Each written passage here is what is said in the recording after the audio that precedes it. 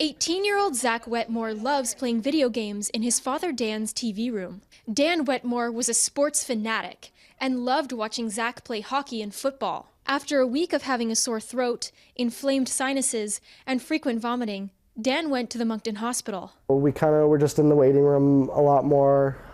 Just family kind of started to show up, and then they kind of told us he really wasn't doing so well, and that's when we kind of knew. Dan was one of 5 New Brunswickers that have passed away from Strep A in the province so far this year.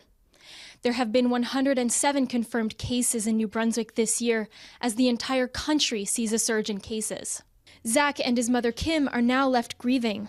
He had his hands on the side of the railing on the bed, just trying to get himself up off the bed because his body hurt so bad.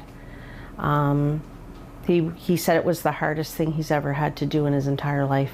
New Brunswickers can be tested in hospitals or at 6 pharmacies throughout the province. I can tell you that as of last Friday for January alone, we had about 200 tests that were done. It's been very, very busy this week. Today's only Monday.